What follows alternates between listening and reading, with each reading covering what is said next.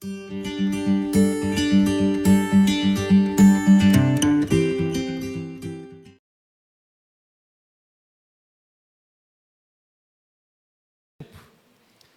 tema da mensagem dessa noite é acredite e avance, acredite e avance.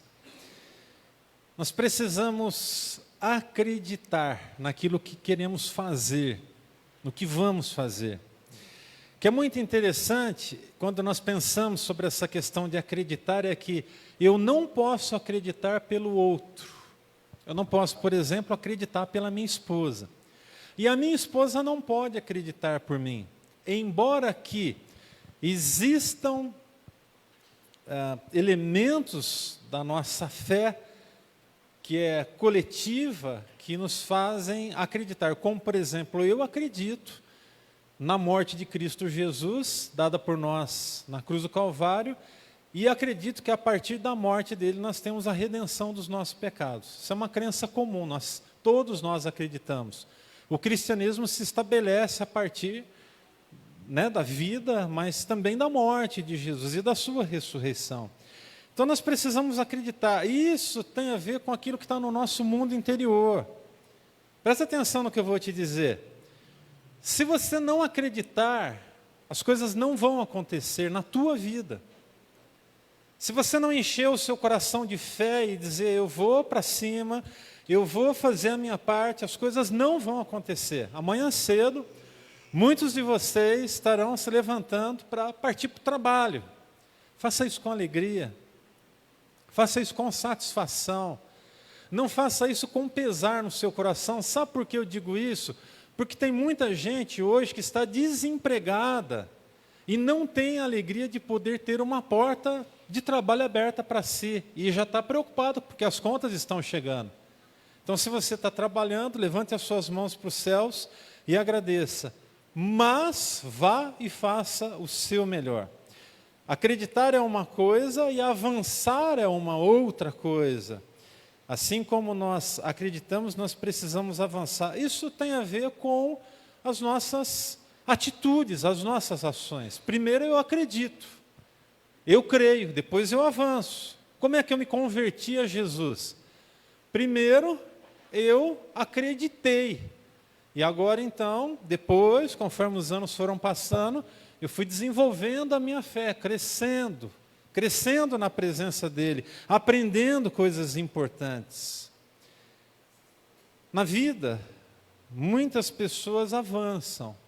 Você é alguém que tem avançado ou é alguém que está parado, estagnado e não está conseguindo fazer diferença? Algumas pessoas, infelizmente, estão assentadas na beira do caminho, vendo a história acontecer. Outras, por sua vez, estão protagonizando junto a mesma história, só que com perspectivas diferentes.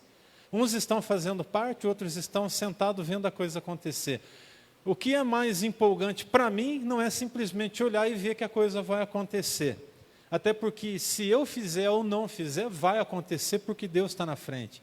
A questão é olhar para o que vai acontecer e fazer parte dos processos, porque é muito gostoso quando a gente consegue olhar para trás e dizer assim, olha, eu saí daqui e cheguei aqui. Isso na nossa vida pessoal, nos negócios, em todas as esferas da vida social. E na vida com Deus, da mesma forma. Queridos, sabe o que muitas pessoas aqui precisam fazer? É queimarem os seus navios, queimarem os seus navios. A gente vai dar uma ilustrada aqui agora e vamos brincar um pouquinho. Então, hoje, a pessoa da vez, agora à noite, é a Solange. De manhã foi o Juliano. Então, nós vamos brincar aqui um pouco. Tenta imaginar que você, agora,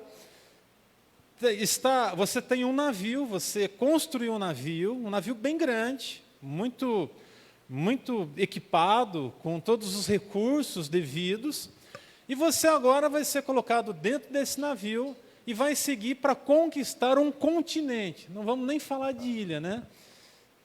Ilha é muito pequena, vamos pensar num continente já logo de uma vez. Então vamos imaginar que você vai agora colocar dentro desse barco um grande número de pessoas, mas você precisa de escolher algumas aí mais a dedo.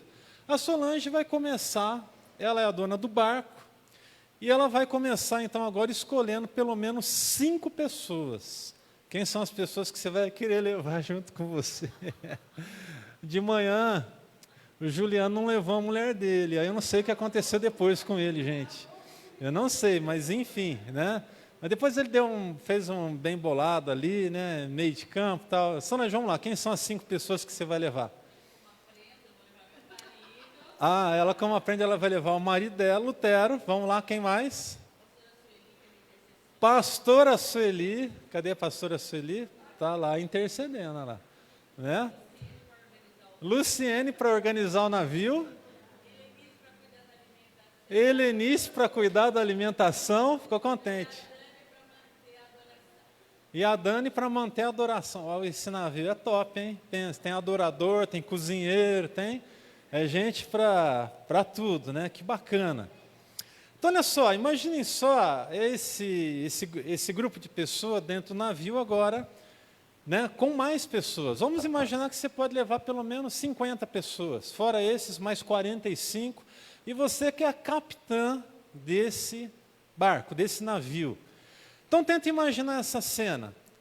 A Solange agora ela vai partir para um novo continente. E qual é o objetivo? O objetivo é conquistar, ela é avançar.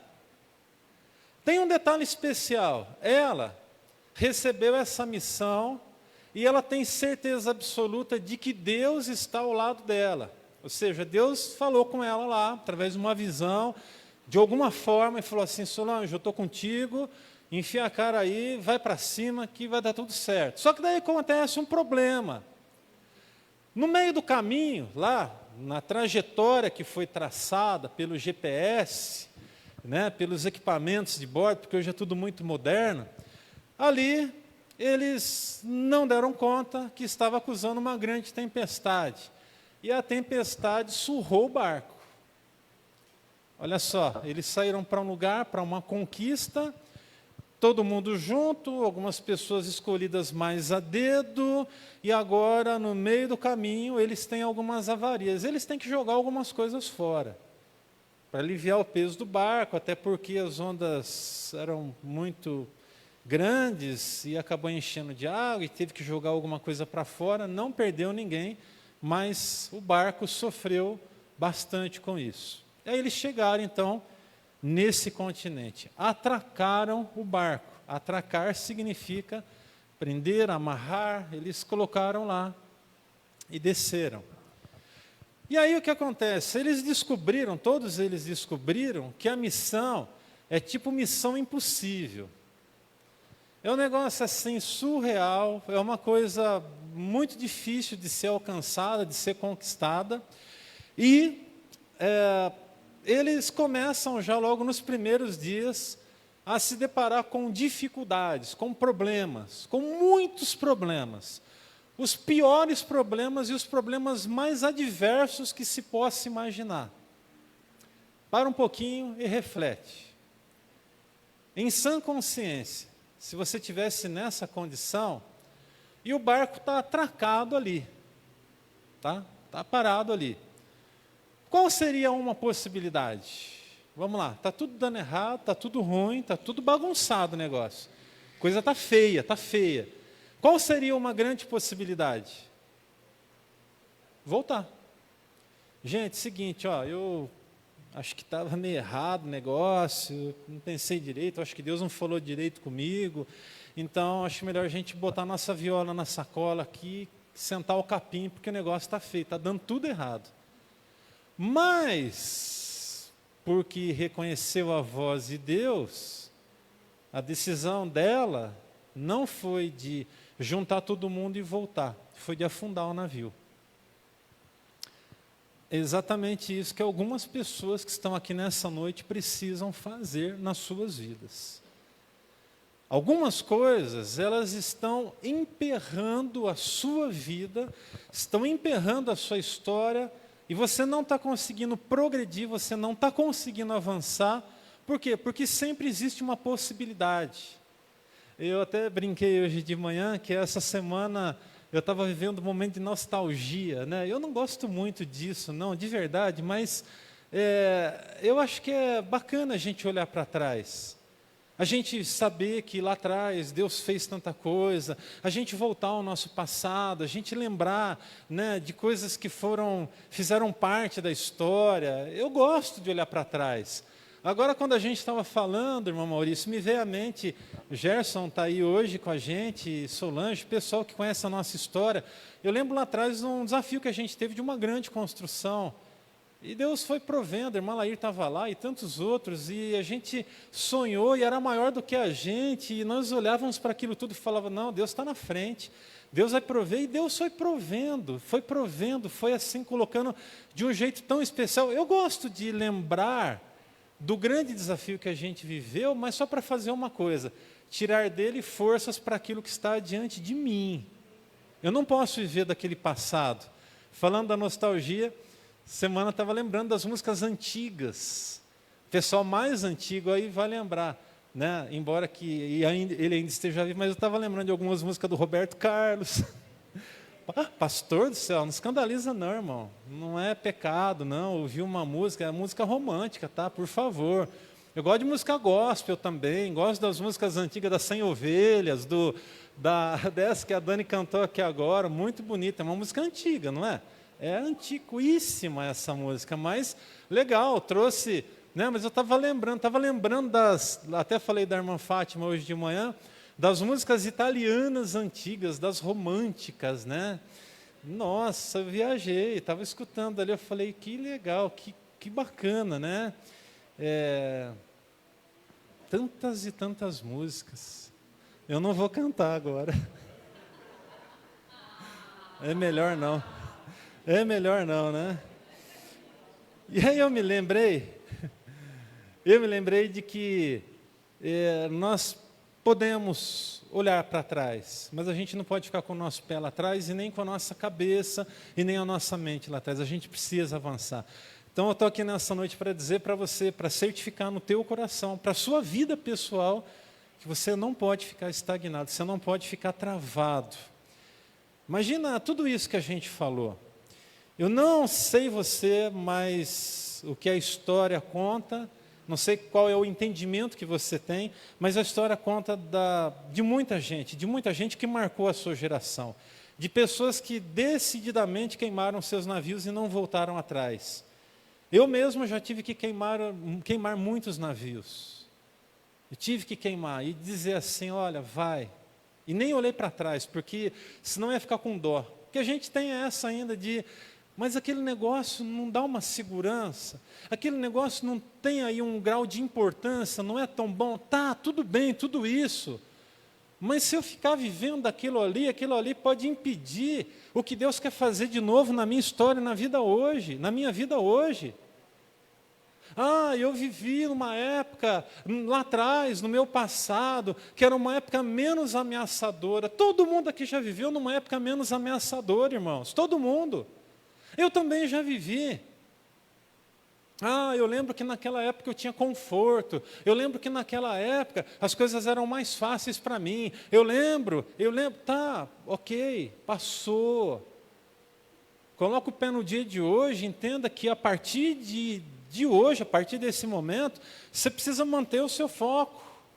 Há momentos na vida em que nós precisamos queimar os nossos navios do passado, eliminar das nossas vidas qualquer possibilidade da gente voltar sequer com o nosso coração lá no mundo, lá atrás. O mundo, ele nos cerca. O sistema, ele nos cerca. Quando a gente fala mundo, é sistema, o sistema. Não é aquela conotação pejorativa das coisas que estão lá fora e que fazem parte do mundo, que a gente também usufrui. Tá louco, pastor? Pelo amor de Deus, você não tem um carro? Quem que botou a mão para construir o seu carro? Os funcionários das empresas. Tem muita gente que não tem nada de Deus na vida deles, mas você usufrui. É o mundo que produziu. É o mundo que produziu. As canções, como eu falei, mesmo as músicas cristãs, as pessoas estão produzindo.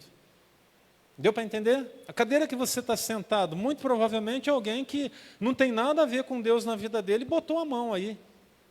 Mas nós, quando recebemos, consagramos, abençoamos, dizemos: Senhor, olha, essas cadeiras vão ser usadas para a exaltação do Teu nome, para que o Teu nome seja engrandecido. Então, gente, é preciso queimar os navios do fracasso, dos nossos fracassos passados. Eu já tive, você já teve, nós já vivemos fracassos na nossa vida, então é preciso queimar o navio. Para de ficar olhando para ele, não fica com dó, não. Pega um galão de gasolina de 20 litros, vai lá e esparrame em tudo e risca, não é nem um fósforo, risca um rojão e estoura assim, ó, para arrebentar com tudo mesmo. Em nome de Jesus. Nossa, pastor, rojão, ninguém vai se machucar, toma cuidado. Os nossos maus costumes, o remorso, a culpa, o nosso velho estilo de vida, você precisa acreditar e avançar. Acreditar no quê? Porque eu tenho que abrir mão e acreditar naquilo que está diante de mim. E eu preciso avançar diante do que está diante de mim. Queridos, a primeira coisa que você precisa guardar no seu coração, nessa noite, é o seguinte: Deus proverá fé para o próximo passo. Avance. Amém? Amém. Deus proverá a fé necessária para o próximo passo. Abra sua Bíblia em Êxodo, capítulo 14. Eu vou rapidamente citar a referência e já vou ler o texto para a gente poder ganhar tempo, tá bom? Um momento muito especial da história. Observe, Êxodo capítulo 14, de 10 a 15. Ao aproximar-se o faraó, os israelitas olharam e avistaram os egípcios que marchavam na direção deles. Eles estavam aqui saindo do Egito. Tantas coisas, tantos milagres já tinham acontecido, mas eles estavam em encalço dos israelitas. E aterrorizados, clamaram ao Senhor. Disseram o seguinte para Moisés: foi por falta de túmulos no Egito que você nos trouxe para morrermos aqui no deserto? O que você fez com a gente, tirando nós de lá? Nós já tínhamos dito lá no Egito: deixa a gente em paz. Nós seremos escravos dos egípcios. Antes ser escravos dos egípcios do que morrer no deserto. Moisés respondeu ao povo: não tenham medo. Diga para a pessoa que está ao seu lado, com toda a fé que há no seu coração: não tenha medo. Não tenha medo. Não tenha medo. Não tenha medo. Edna, não tenha medo. Mauricião, não tenha medo. Helenice, não tenha medo. Jonas, não tenha medo, meu irmão. Sol, não tenha medo, em nome de Jesus. Harold, não tenha medo, em nome de Jesus. Observe, continuando o texto. Fiquem firmes e vejam o livramento que o Senhor lhes trará hoje, porque vocês nunca mais verão os egípcios que hoje vêm. O Senhor lutará por vocês, tão somente acalme-se. Disse então o Senhor a Moisés: por que você está clamando a mim? Diga aos israelitas que sigam adiante. Gente, nós estamos diante do momento da história que a palavra de ordem era seguir adiante. Não era ficar olhando para trás, não era para ficar choramingando, pensando no quanto era bom aquela velha condição. Não adianta, o tempo não vai voltar atrás. Olha para mim, não vai voltar atrás. Se você tem que viver alguma coisa tão boa quanto foi o seu, ou lá no seu passado, você precisa entender uma coisa, que tem que ser melhor do que o que foi lá, no nome de Jesus, porque para ser igual não presta. Amém, irmão? Amém. Em nome de Jesus, tem que ser melhor, muito melhor do que aquilo que foi. Por quê? Porque nós servimos a um Deus que nos surpreende o tempo todo, tempo todo. Gente, prova do que eu estou falando aqui é a menção que eu fiz agora daquilo que a gente vai conseguir alcançar para fazer essas coisas que nós precisamos fazer aqui. É prova do amor de Deus, é o amor, é a misericórdia do Senhor, é a graça dele. Observe, o texto vai dizer para a gente que os israelitas tinham que fazer só uma coisa: aquietar o coração e seguir adiante. O texto revela 3 tipos de coração. Primeiro, o coração é o coração do líder, chamado e capacitado por Deus. Ele é aquele que diz assim: não, Deus já falou comigo. Então, isso aqui vai retratar o quê? O homem de fé. Você tem que ser esse tipo de gente aqui. O texto vai revelar um segundo tipo de coração, o coração do povo. que não é o nosso coração aqui da Betel, em nome de Jesus. Mas o coração do povo de Israel é aquele povo agora temeroso. Mas espera um pouquinho, Deus já não falou para avançar? Deus já não disse que estaria do lado? Deus não disse que proveria o que é necessário? Deus não disse que estaria presente para abençoar? Então por que agora querer voltar atrás para comer comida de escravo? É o que eles comiam no Egito, comida de escravo. Deus não chamou a gente para isso, gente querida. Deus não chamou a gente para isso. Deus quer oferecer o melhor para cada um de nós. Deus tem o melhor para cada um de nós. Nós somos aqui na Betel avessos à teologia da prosperidade, como ela é pregada no mundo evangélico aí afora. Mas nós cremos na prosperidade do servo de Deus. Nós cremos que Deus pode te dar uma vida próspera. E não é pecado ter uma vida próspera. E se Deus quiser te abençoar, receba mesmo em nome de Jesus. A nossa família, nós nos sentimos prósperos na presença do Senhor. Deus, ao longo da vida, foi nos dando sabedoria, entendimento para fazer algumas coisas.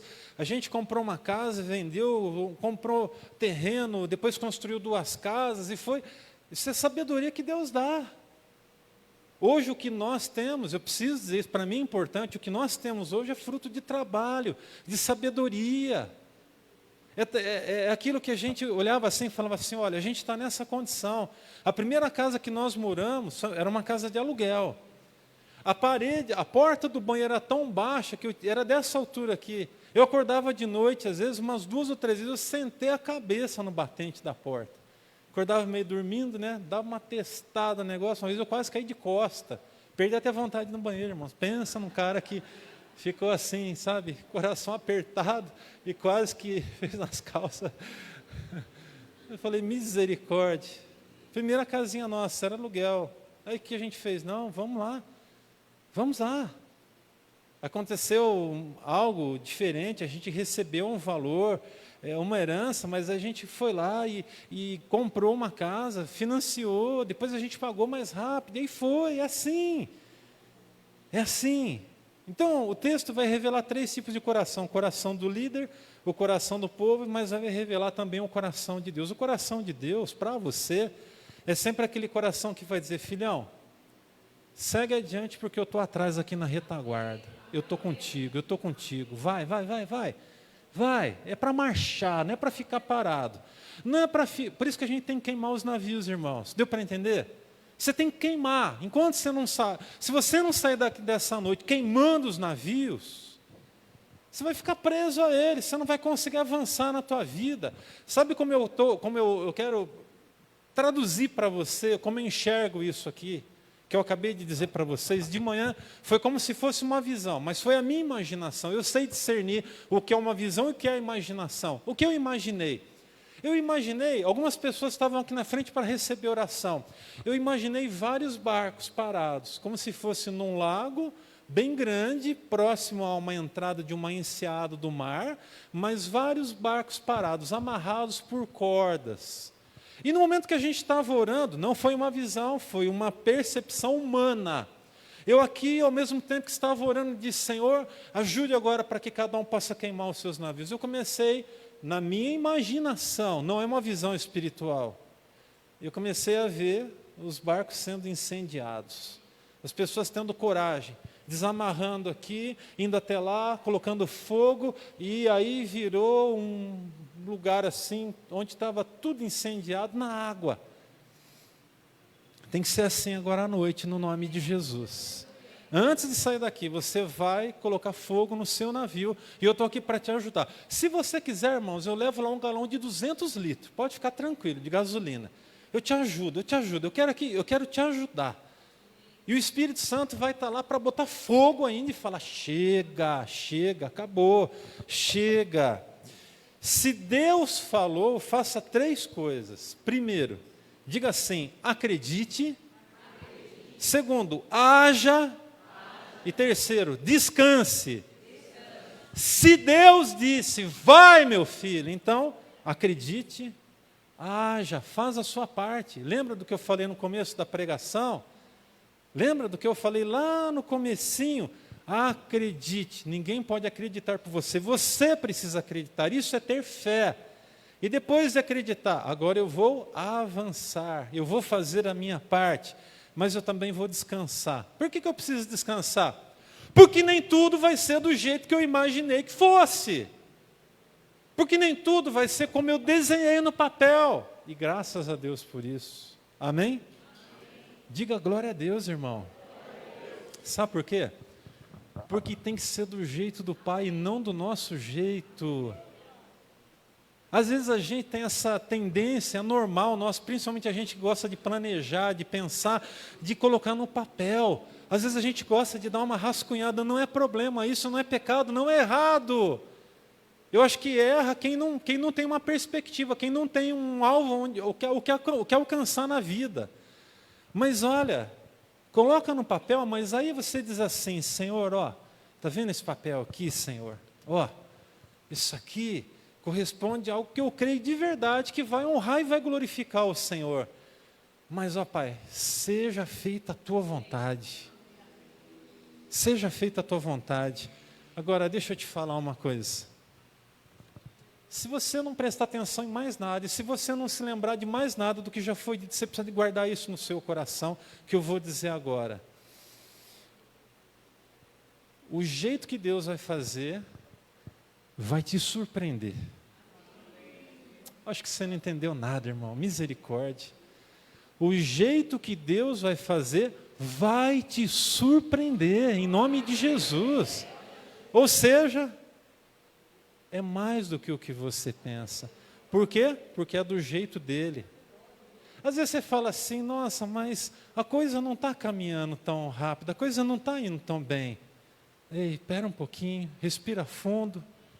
Entenda uma coisa, do jeito de Deus dá certo. Na hora de Deus dá certo e assim a gente vai caminhando em nome de Jesus. Acredite porque você sabe quem falou. Haja porque Deus deseja que você faça a sua parte. E descanse porque existe um tempo para todas as coisas. Você precisa descansar, irmão. Respira fundo, tá bom?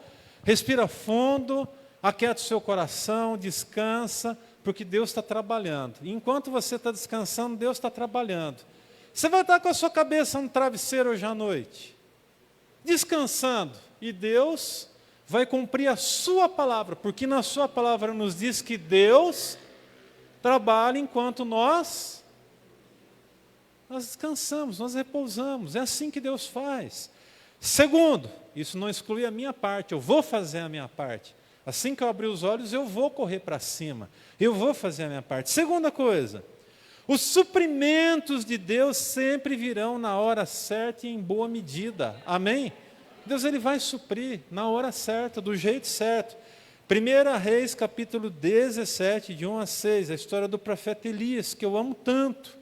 Diz assim, ora, Elias de Tisbe, em Gileade, disse a Acabe, eu juro pelo nome do Senhor, o Deus a quem sirvo, que não cairá orvalho nem chuva nos anos seguintes, exceto mediante a minha palavra. Depois disso, a palavra do Senhor veio a Elias, sai daqui, vá para leste e esconda-se perto do ribeiro de Querite, a leste do Jordão. Você beberá do riacho, presta atenção agora, e dei ordens aos corvos para o alimentarem lá. E ele fez o que o Senhor lhe tinha dito. Foi para o riacho de Querite, a leste do Jordão, e ficou lá. Agora observe o versículo 6. Os corvos lhe traziam pão e carne de manhã e à tarde, e ele bebia água do riacho. Não faltou a provisão sobre a vida de Elias naquele tempo de escassez. E assim não vai faltar sobre a sua vida, creia em nome de Jesus. Gente, você acredita que Deus é generoso, sim ou não? De verdade? Então pensa em Deus tocando no coração dos corvos. Eles são os garçons do profeta Elias. Gente, já estou pensando o corpo trazendo um pedaço de picanha, de maminha, de alcatra, contrafilé, só coisa boa para o profeta. E o texto diz que eles traziam de manhã e à noite. É lógico que eu estou brincando aqui, até porque o corvo não é um animal de grande estatura, mas eu acredito que em quantidade eles iam trazendo pão e o que era necessário de carne para a sobrevivência do profeta. Olha, os suprimentos de Deus, eles sempre virão na hora certa e em boa medida. E a gente está vivendo isso como igreja aqui. Nós temos recebido dos céus a provisão na boa medida e na hora certa para a glória e para a honra do nome do Senhor. A gente só não pode fazer uma coisa errada nesse momento. E aqui é um alerta para todos nós como líderes dessa igreja, principalmente para a liderança. Nós não podemos fechar as nossas mãos.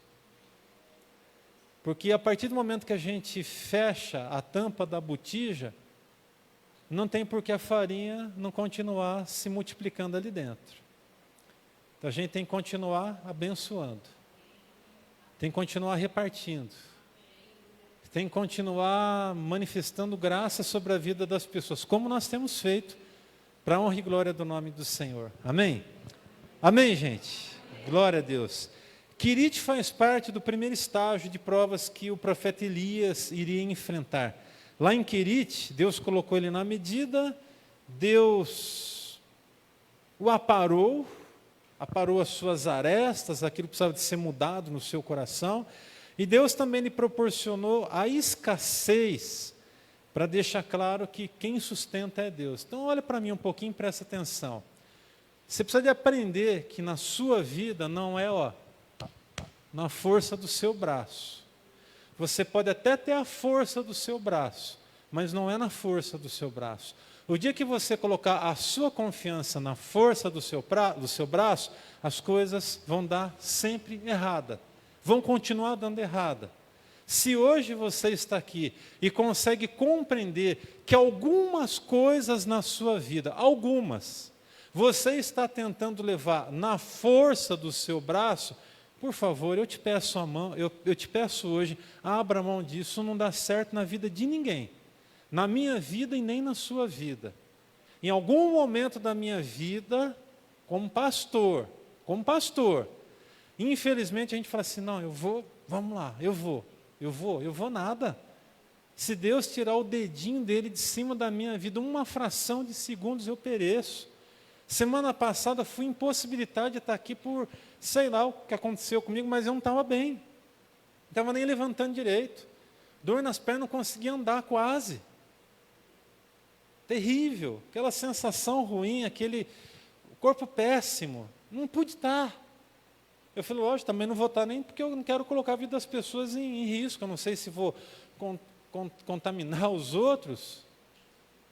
Então observe, se você, ao longo da sua vida, não abrir mão de levar as coisas na força do seu braço, irmão, muito provavelmente você não vai ver as manifestações do poder de Deus sobre você. Você vai ver as manifestações da carne. Você vai ver as manifestações dos seus esforços. Mas quer que eu diga uma coisa? É muito melhor quando Deus faz do jeito dele, na hora dele, e vem com a provisão certa. Não falta quando Deus está na frente, viu, irmãos? Amém? Diga em alto e bom som, não vai faltar. E eu vou ter para repartir. Agora, deixa eu te falar uma coisa. Você vai repetir essas mesmas palavras no íntimo do seu coração. Faz isso agora. Eu vou ter em abundância e eu vou ter para repartir. Diga isso no íntimo do seu coração e acredite nisso. Creia. Eu conheço tanta gente que chegou ao ponto da falência. Eu lembro de um homem, eu me lembro como se fosse hoje, de um homem que tinha um baita do negócio, uma casa, de um material de construção que era um negócio assim, extraordinário. Só o showroom dele era coisa de, acho que 3.000 metros de construção, um negócio monstruoso. Esse homem faliu, irmãos. Ele faliu, ele quebrou. Quebrou a ponto de quase ter que empreender a sua casa. Pela graça de Deus isso não aconteceu, mas a situação era uma situação apertada. E aí? No temor de Deus, buscando orientação através do Senhor e de pessoas certas, ele se levantou novamente. E graças a Deus está super bem hoje. É assim que Deus faz. Tira a força do teu braço e deixa Deus agir mais na tua vida. para tudo, para tudo, para tudo, tudo, tudo. Gente, para a gente fechar aqui, grandes vitórias só podem ser grandes quando Deus as concede. É quando Deus vai na frente, Ele vai dando. E agradeça pelas vitórias que Ele tem dado a você. Salmo 27, de 1 a 3. O Senhor é a minha luz, é a minha salvação, de quem eu terei temor? O Senhor é o meu forte refúgio, de quem eu terei medo? Quando os homens maus avançam contra mim para destruírem-me, eles, meus inimigos, os meus adversários, é que tropeçarão e cairão. Ainda que um exército se acampe contra mim, meu coração não temerá. Ainda que se declare guerra contra mim, mesmo assim eu estarei confiante. Hoje o Senhor te chama para queimar os seus navios. Muitos reis no passado foram vencedores quando eles saíram para as batalhas. É só a gente olhar para a história de Davi. Alguns tiveram um punhado de vitórias, outros tiveram grandiosas e muito mais estrondorosas vitórias. Muitos tiveram que colocar as suas mãos nas espadas e irem para a guerra. Outros, infelizmente, ficaram sentados vendo a história acontecer. Eu te pergunto, quem é que fez a diferença? Quem foi para a guerra ou quem simplesmente ficou sentado vendo a coisa acontecer? Você já sabe a resposta. Você pode entrar na guerra agora. De que forma? Queimando o seu navio. E eu te convido a fazer isso nessa noite enquanto...